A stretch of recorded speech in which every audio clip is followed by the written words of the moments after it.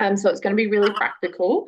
We are going to be, Celeste is actually going to be doing our meeting tonight.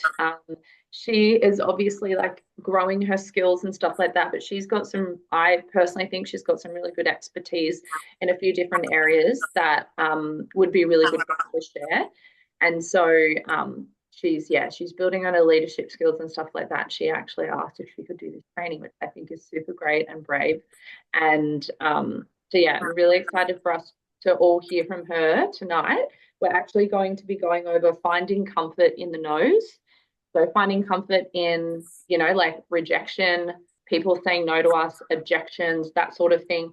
And then also mastering reach out. This is something that Celeste has, I think, come into the business and really perfected and really found her way of doing it in a really authentic way that feels good for her, doesn't feel like yucky or salesy or anything. And I actually go to her asking for her advice with reach outs and stuff like that as well. So she's going to share that with us tonight, and I'm just going to sit back and take notes. And then after she's done, if anyone wants ask any questions whatsoever, you can write them in the chat. You can save them for the end, that sort of thing, and we can just like go over it later. Or if anyone has any tips or anything like that as well, we can go into that. So yeah. Are you all good to go, babe? Yeah, I'm all good. Yes. Okie dokie. Let me just let in. We've got quite a few people in now. My palms are sweaty and it makes me think of Eminem. Palms are sweaty. Every time. Every single time. I still get sweaty armpits when I do like lives. I'm like, I have to have the aircon blasting on me. No matter how many times I've done them, I sweat my butt off because I get so nervous. Yeah. So don't worry, it's normal. Okay, so for anyone who just joined, Celeste is going to go over mastering no's, rejection, doing reach outs and stuff like that. And then, yeah, ask any questions or anything throughout or leave them till the end. And yeah, we'll just get started. Take it away, babe. Okay. Hello. I am going to be reading off notes just so that I cover everything that I have wanted to cover. So I'm going to be like looking at the PowerPoint. I can't share it, but if anybody does like reading, just message me after and I can just send you the PowerPoint because it literally has everything that I hope to say. But finding comfort in the no and handling and combating fear of rejection and mastering reach out. So what I'm going to be covering in the training. So my personal experience with rejection, what rejection isn't in our businesses, how avoiding rejection will affect us in business, mindset shifts, reach outs, why they work and how to do them well. And then at the end, if anyone has questions or answers or wants to share their own personal experiences with handling rejection or reach outs, then they'll be safe at the end. So my personal experience with rejection, I'd like to start with sharing a really pivotal point in my life where I discovered how to persevere through perceived rejection and how this time in my life impacted the way that I perceive rejection and no's. So some of you may know I was a single mother for quite a few years, and dating within this time really strengthened my ability to handle rejection well because I got rejected a lot. And at the time I remember feeling really disheartened and not good enough, but that was only because I was still building my self-worth and I didn't really know who was to come, and I didn't understand, I guess, in that time how those, no's were going to save me in the long run because it saved me from really bad circumstances, or it was also just making way for the best yes. So I had to come to a place where I had to stop taking rejection personally and had to realize that there was nothing wrong with me. But the fact was that the no's were making way for the yes I was actually praying for, which for those that know is Taylor. Like, he is absolutely a gem of a human. And every single no that I had in that time, thank goodness, because I would have never met him if I stopped dating. I would have never gone on a date with him. Like, if I had completely shut myself off, I would have possibly shut myself off to one of the best yeses of my life. So yeah, those few years do play a big part in me being able to handle rejection well within my business, because I don't really find that it compares to, a love rejected. And yeah, so relating this experience back to our businesses, no's mean that we are taking action and putting ourselves out there and moving us closer to the yeses we are hoping for within our personal business and lives. So I think Daniel G did touch on this as well, how there was like a guy in a bar and he asked every single woman, and a woman would be like, no, no, no, no. And then finally a woman's like, oh, actually, yeah. So I think that it's the same with our businesses. Like the no's just generally mean that we're doing something. And I think we need to expect them in this type of work because one, not everybody is going to need our help they don't want the services, they don't want the business, which is okay. And people are entitled to that. But so when we avoid doing the things that potentially invite the space for rejection, we are also potentially blocking ourselves from the blessing of the yes. So this isn't to say that the no's won't leave us feeling disappointed and rejected, but I think if we're able to train ourselves to not take it personally and instead use the moments to reflect and understand where the feelings stem from, this then opens us up an opportunity for us to challenge any negative self-talk and shift our perspectives, about ourselves and, what other people think of us. And then this does lead us to a stronger sense of self and more confidence. And it just helps us persevere. Like I do find that when we face some sort of adversity or we face no's, like it's very character building. And I think it's essential to have a strong backbone in this business because we're going to come up against a lot of people not agreeing with us. We're going to come against people thinking we're silly or judging us. And I think this all plays into rejection, like fear of judgment. I think that's why we're scared of being rejected because we're so afraid of. So I can't speak on behalf of everyone, but just as humans, I think we naturally want to feel like we belong. We want to feel like we're good enough and we're loved. So essentially when, we get rejected, it's almost like, it feels like we're not good enough and there must be something wrong with us if people don't, welcome us in. So when it does come to business, though, I do want to touch on some points of what rejection isn't. I think that we can easily, what's the word when you, I don't know what I'm saying. I'll just read my notes. So although I do believe rejection to be a very real and potentially hurtful experience, when it comes to our businesses, there is a few key areas that I have personally felt, and I'm sure others have too, that can feel like rejection. These being when we're not welcoming new market partners or VIPs, which I literally didn't for like 3 months. I didn't have any new people come on. I still had my customers ordering and stuff. So I think in those 3 months, though, it really did help me strengthen that muscle of it's okay. It's not me. It's what can I be doing differently? But I will touch on like practicals and stuff of how I have personally combated this. Second being when we reach out and our messages are ignored or we're being ghosted. I do that because I'm going to touch on that as well. When we post content and no one interacts, and then I'm going to share now a few mindset shifts and practicals I personally use to combat these areas. So firstly, I'm not welcoming any new market partners or VIPs. I think instead of thinking this, a mindset shift can be, what could I be doing differently to welcome in new market partners or VIPs? So what this question poses is new action we can be taking rather than dwelling or feeling rejected or not good enough, and then realizing we might just need to alter our approach, which isn't a bad thing. I think it's good to go through a trial and error period of figuring out what you enjoy creating, what people are receptive to, and it's good to just experiment because I think that especially in the first year for a lot of us, we're still learning. If we haven't been in network marketing before, it's a brand new area, a brand new arena, and then we're having all this other stuff come up like rejection and judgment, et cetera, et cetera. It's okay to just accept, oh, hey, what I'm doing right now isn't working.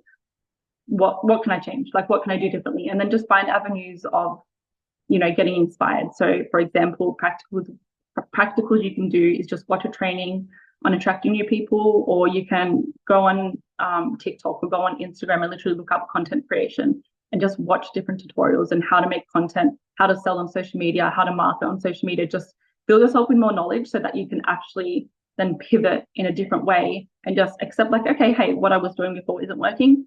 That's okay. I'm going to try something new. And then you just keep doing that until you find your way, you find your groove. And I think this is really important when in content creation as well, because for a lot of us, it is a new thing. So it's okay to, practice that. And then, of course, once you've learned stuff, make sure that you're actually implementing something you've learned. Don't just watch a whole bunch of content and do nothing with it. Make sure to actually take action, because then it's just all for naught. all for naught. That's from a Disney movie. So secondly, no one is engaging with my content. So this is an area I definitely struggle with still, and Lydia knows this because I am a naughty person deleter sometimes. It's like no one, and Lydia's like, you're not allowed to do that. So sometimes there's still moments where I'll post something and I get no engagement. I'm like, I'm going to delete it. Nobody likes it, so I'm going to delete it.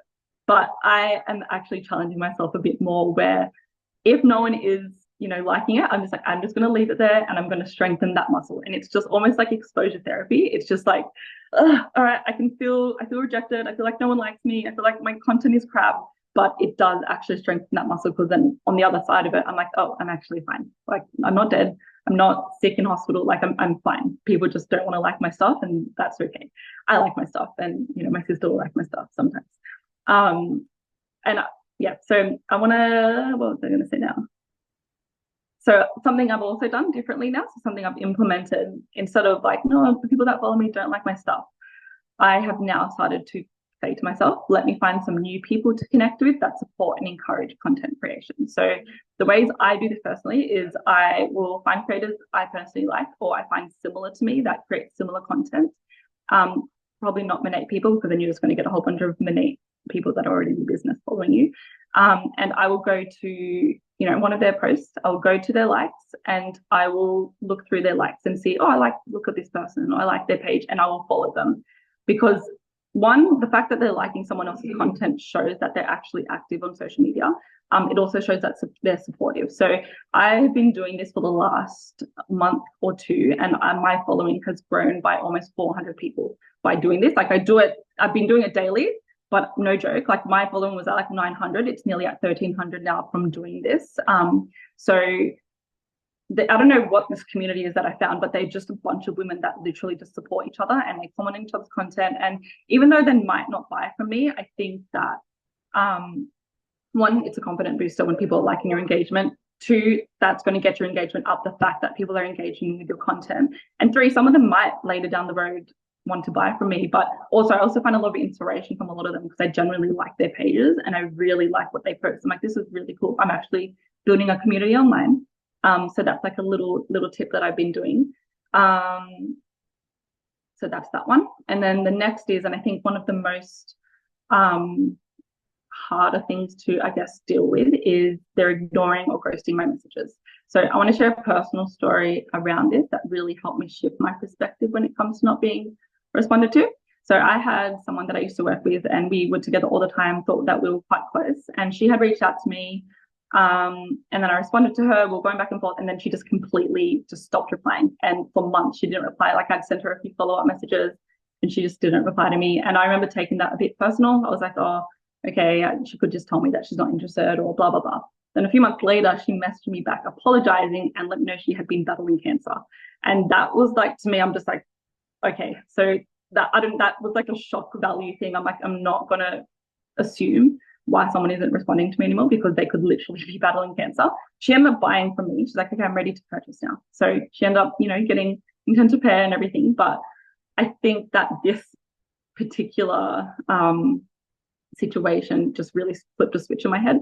And I think that if we give people the benefit of the doubt, it's going to free us from a lot of, internal turmoil, like thinking, oh, why aren't they replying to us? Why, blah, blah, blah, blah. And I just think sometimes also, if it's not something drastic happening in their life, they're still posting on social media. If you can see them liking other content, sometimes people just need time to think about how to respond. I know I'm one of those people. Prior to this business, I try to respond to everyone now, but before this business, it would take me a long time to respond to people because I didn't know how to respond. Sometimes people are too overwhelmed to respond. They may not check Instagram often. They may not have the finances at the time and they're too embarrassed to admit it. Or they might have cancer. So it's like literally, it happens.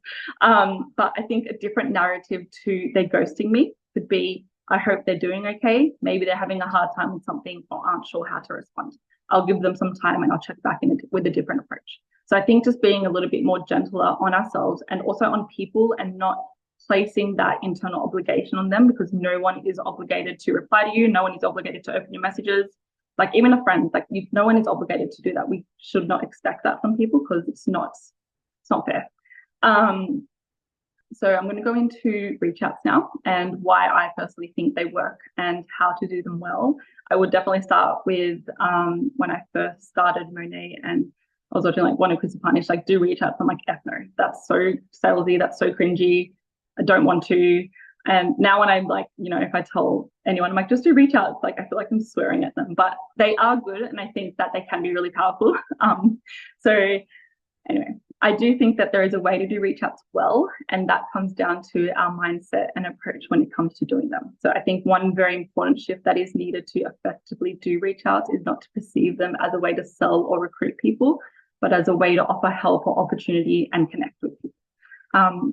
I think that if I have like a memory of a reach out I did when I first started and I went back and looked at it today, I was like, oh, I hate it. It was just so, I literally said, I don't want to be fussy. I'm not even going to ask how you are, but I was wondering if you've ever tried Renee. And I'm like, why the hell? Like, she rejected me. Good, I would reject me too.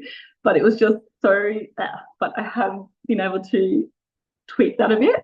So anyway, so for example, rather than, hey, I'm here to sell you something, your posture, rather than, hey, I'm here to sell you something, your posture needs to be, I'm here to help you if you're open to it. I am going to give, okay, so what they are versus what they are. So reach outs aren't so you can get an instant sale or recruitment, but they are effective because they invite connection and conversation. They bring awareness to you and what you're doing, which leads to trust and future potential buyers and market partners. So, I've been talking about market partners and VRPs are because of reach outs, and most didn't like purchase straight away, but majority of them are actually from reach outs. And I found that 10% of people reply to reach out. So for every 10, you should make at least one new connection, which is essential in our business. Even if they don't purchase straight away, you don't know if they will in 2 years' time or 1 year down the track. It doesn't matter. You're still getting yourself out there. They're probably going to click on your page and see what you're doing, and you're planting that a little seed. And then I'm going to share 2 examples of reach outs that paint a comparison of someone trying to sell and someone trying to connect and help. So these reach outs are people have sent me personally. So I just want to share how they made me feel and what I found effective and what I appreciated and didn't appreciate. So first example, for context, this is someone I knew in the past, but I hadn't spoken to in years. And this was her first point of contact. An important side note, this was months before I joined Monet. This is not someone any of us personally know. I checked. None of us follow her, so no one knows her. I'm not going to use her name or anything. I'm just using this for sharing. I'm just sharing for training purposes. Okay, so she's still learning. At least she put herself out there. But she started with, "Hey, hun, just reaching out, seeing if you had heard of the skin and hair brand Monet." So straight off the bat, she lost me with hun. Personally, I think that this is fine in some situations, but I'm just going to touch in the aspect of reach outs. I think pet names, I think it's part of our culture. Australians do it all the time. Like you do with people I know, it's fine. But this is someone I don't talk to. So she's called me hun. Straight away, I'm like, nah, whatever she has to say, I don't want to hear it. I feel like I don't like it personally. But something I learned working in retail, people may not take pet names well and may get offended, especially if you don't know them or have rapport with them already. I had like old ladies tell me off because I had, "Hey, lovely," don't call me lovely. Like they just get really uptight sometimes. And I'm that old lady now. I'm like, "Don't call me hun." But it's just, Taylor's not even allowed to call me hun. So stranger definitely can call me hun. Sorry. So personally, I will always lead with their first name because it's safe and also shows we have taken the time to get to know their name. If you write hun or lovely, it will seem more like you're just copying and pasting. But if you take the time to even just type out their name, even if you have a template, you have a reach out that you say to everyone, just make it that bit personal because it does show that, you're talking to this person in particular. So anyway, there was no second point of connection in her message. Right away, she jumped to, "Have you heard of Monet?" which made me instantly feel like she was only trying to sell me something. There was no like, "How are you going? How's your family?" There was nothing to build connection. It was just, "I've got this for you." So at this point, I had already closed myself off to her, but didn't want to be rude. So I responded with, "No, why is that?" And in her next message, rather than addressing my question, she gave me a spiel about the product and did ask if I was happy with my hair and skin, but she had already lost me. My trust due to calling me hun. I'm kidding. She just lost me already. Like I just wasn't interested because there was no trust. So I didn't want to have to hear what she said. Yeah, and I think that, I don't know if this sounds harsh, but the fact that I'm sitting here literally doing M&A training just shows that approach matters, because someone ended up coming and I joined them, and they reached out to me. So, okay, so cool. This is an example of a great and effective reach out, in my opinion. I received this reach out last week from a wedding photographer. For those that don't know, I'm newly engaged. So I've never connected with them. I don't follow them. They don't follow me. So she's probably come across my page either in recommendations or through G's page. I'm not sure. But she messaged me and she said, "Hi, Celeste. Are you or anyone you know looking for a wedding photographer or videographer? With all the many choices out there, we know how stressful it can be to find the right vendor for your day. I would love to hear all about your wedding plan to show you how we can capture your day perfectly." So when I read that, like, I actually already have, I can't read it right now. You have to ask Taylor. The girl wrote your notes. Ask Taylor. Okay, I said don't talk to me and ask me questions, so they literally wrote me notes. Finding a different approach. They're taking notes.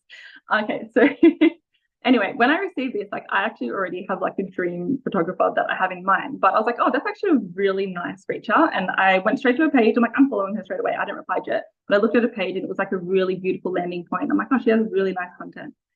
So I did respond nicely, but anyway, so what she did well, she addressed me by my first name, which instantly made me feel respected, and the reach out, it felt personal. Two, her follow-up question, asking if I was looking for, her service she was offering. Again, a personal question, and she also broadened it and considered the people around me, which I think is very clear. Girls, can you be a little bit more louder? And just thank you. So again, a personal question, and she also broadened it and considered the people around me, which I think is very clever considering how powerful word of mouth is. So she didn't just stop at me. She's like, is you and your network, are any of you looking for someone? So it wasn't just one person who was asking. And three, she touched on a pain point, which would be relatable to brides to be, with all the many choices out there. Again, very considerate of others, and shows she wants to help and offer a service rather than just make a sale. Again, she made it personal as well by welcoming space for me to share a very exciting time in my life and wanting to share how they could potentially help. So saying, I would love to hear about your wedding plan. That's really nice. Like, that gives me the space to then maybe be like, oh, I'm actually really excited about my wedding and I'd love to tell you about my plans. I responded like very kindly, and I just said, hey, like, I've already actually found someone. I do work at a bridal school, so I'll make sure I keep you in mind and recommend you to any brides looking for someone. So to me, I think she did a great reach out because she gained a new follower. She now has someone that, a word of mouth gal. And yeah, I think it was just done really well. That was literally all the notes I did. That seemed like it was going to take way longer than I thought when I was writing it down. But I think that just with reach outs, just writing up your own little template of something very personal, and I literally save it in my saved replies in my messages. I make it so it's not, oh wait, actually, I might just read out what I personally send to people and I have found to be effective. Sky actually helped me with one of these because she's also really, really amazing at reach outs and being very personal with people. So I started to build up my backbone with sending reach outs. I started with only sending ones about the hair care. I was too scared to do the business, so I just built up my backbone by sending. Let's find it. So I will write something like, hey, how have you been? I usually tweak the how have you been to something personal about them. I'll insert their name also. I don't know if you've seen me sharing about my hair journey and business, but I'm just reaching out to see if there's any hair concerns, goals I'm able to help with. I can do a quick consult with you and send you a free product recommendation. No pressure. So I have sent that and have had success sending that with people. I've had a few people actually check out as VIPs and market partners. So that one is a really good one to use. And then I also, this one, I feel like I'm still trying to execute, I guess. Like this one gets a response, but I think I'm now trying to tweak what I actually respond back. That's where I'm losing them for now. But this is what I send to new people that I've just followed, and I'm like, oh, I really like them. I'd love to have them as a market partner. I'll be like, hey, dot dot dot. Thanks for the follow back. I know we don't know each other, but I came across your page and really love your vibe and content. That part I also tweak depending on what they share, but that's just like my baseline. Then I will say, so was wondering if you are currently exclusively partnered with any brands online, and if not, if you'd be open to an opportunity. And I've actually found that I've had a few people actually respond to that, but again, I needed to tweak my next point because it's not quite reflecting back yet. But yeah, that's kind of my little spill on like just rejection and reach outs. But yeah, if Lydia wants to add or anyone has anything to add. I can't hear you. That was so awesome. Thank you so much for sharing all of that with us. I think it was really helpful. I like how you broke it down to like you gave examples as well. I find that really helpful because, you know, like I've had so many yucky reach outs from people and I've been like, oh, why doesn't that feel very good? And then we get into the business and we're told like do reach outs, and you think of that one reach out that you've gotten once before and you're like, oh no, I don't want to do that. Like that's so yuck. But I love the way that you break it down and stuff. And I also yeah, I agree with you, Sarah, as well, being respectful of name and personalize it as well. I think it is really respectful. I am convicted. I am definitely a hey babes or like hey lovely type of person. That's just how I am in real life. Like if I meet you, I'm like, hey honey, like yeah. I can use fake to me. It's good for me to realize that, you know, it can be perceived as a bit of an ick. And yeah, but I think it's good that you've highlighted that because that's something that I would just be like, meh, whatever, but someone else might take it completely different. And like you said, it's a completely neutral way of like, you know, opening up a conversation. It's safe.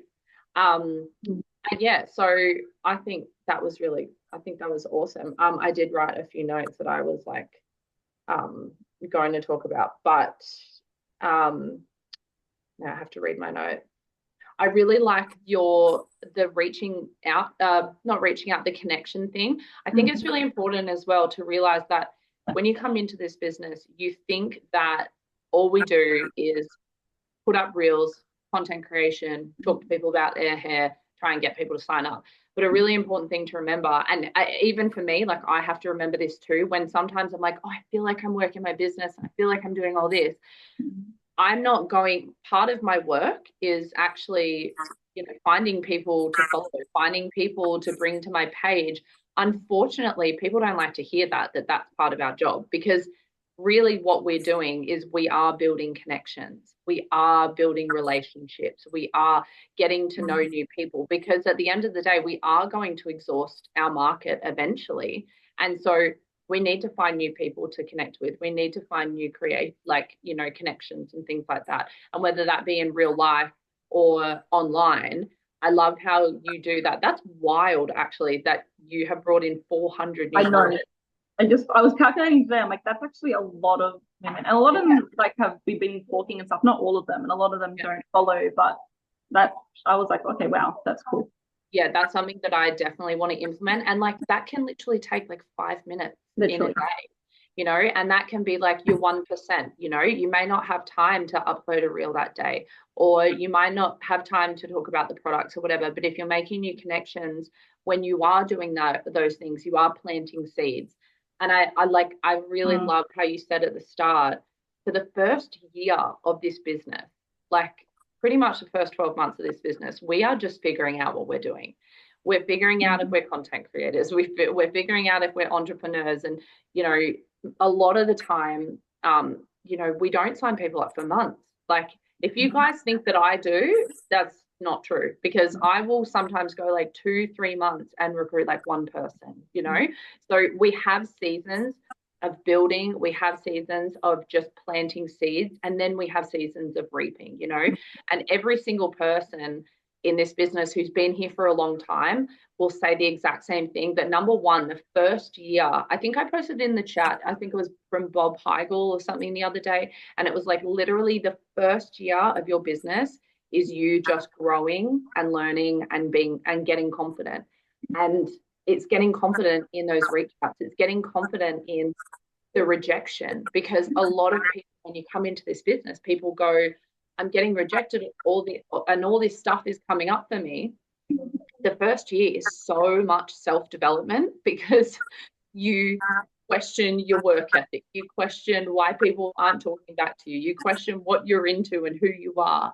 It is just a natural part of business. And I think that that's really, really important to remember, that rather than feeling like, this journey is really hard and, I'm feeling really down. Like, I literally had a talk with Chantel today. She's like, I'm feeling like I'm not, doing as much as I should be. And, this season is hard for me. And I'm like, it's all a part of it, like it is a part of the journey and the season. And you've got to learn. Like, I know for me right now, I'm still finding my way with my content creation. I never do reach outs because I'm honestly scared of them. So now I'm going to challenge myself to do so many of them.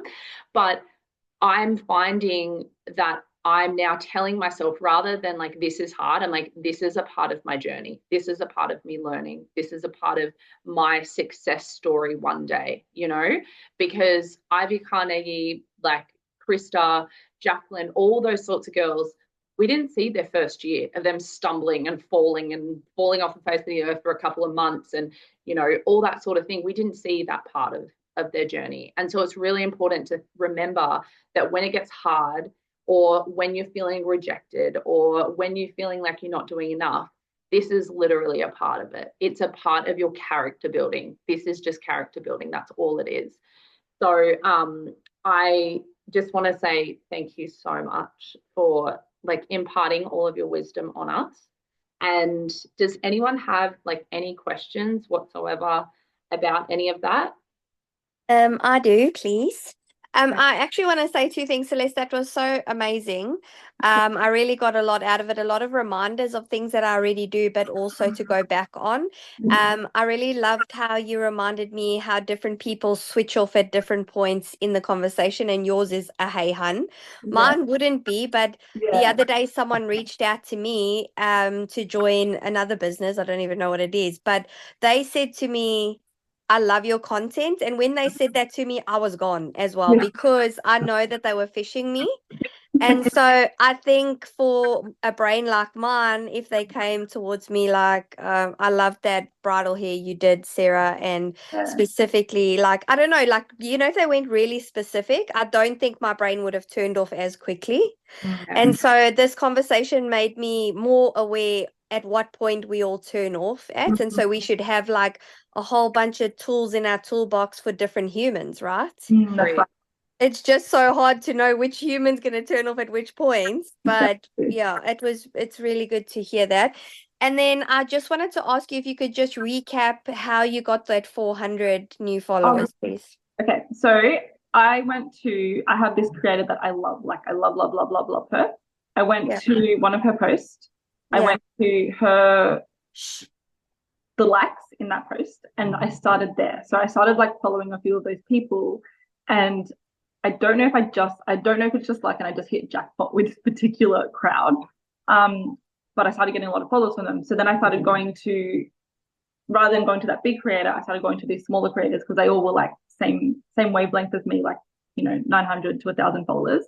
Started going to their pages, started going to their likes, following their likes, and then from there it's been like a domino effect. Like I've just gotten so many followers from doing that. So finding someone that you could look up another hairdresser or another bridal person, go to one of their images, go to their likes, start following, because the people following them obviously have an interest in what they're sharing. So this is why I guess our niches are good, because then you just look up someone in your niche. And I do think as well, this is like we'll probably have to do another training on like content creation, but it is important to have like a good landing page, because they're going to come to your page and they're going to decide from that whether they're going to follow you or not. And then just another little quick thing to add on that, I've also been making sure that I time, so how you have stories for a day, and then you post the next day. I will make sure that the first post I post the next day isn't related, so that my first post always is something different that is going to attract people that are in my niche. or it's like a poll or something. So then they're not going to skip my stories straight away, but they'll see the first part and then they'll hopefully watch the rest. That's another little thing that I've done as well while welcoming new followers. I love that. Thank you so much. And yes, I agree with you. I've been doing the same thing with like a mixture of, I noticed because I had the 5 days off on the cruise. When I came back, my viewing actually was 200 people more. Oh, that's so good. Just by having 5 days off. Yeah. I feel like the days off help. Yeah. Always have 1 day off posting altogether. Like that's really helps drive your engagement and stuff like that as well. But yeah. Thank you so much, babe. Does anyone else have any questions or anything to add? No. Awesome. Thank you so much, babe. Oh, thank you. Appreciate you and your wisdom and your training. Thanks. But Celeste is going to also, like, if you like to read through stuff, she can post the like her what's it called? The slide, but it's literally everything PowerPoint with like everything that she said as well on it. If you're like, oh, I missed that or whatever. But we also have the recording, so we'll do that. We have that as well. Okay, thank you for having me, for listening to me. Thank you so much, everyone, for jumping on. And we're doing obviously I know this time of like month is really crazy. So there may be a training next week. I'm just going to see how we go. Like life is just crazy. We'll definitely have the week of Christmas off. And then I'm doing a huge monthly training for Alira, her whole downline and everything on the 9th of January. So, but I'll see some of you hopefully this Friday for dinner. Okay. Bye everyone. Have a great day. Night. Bye.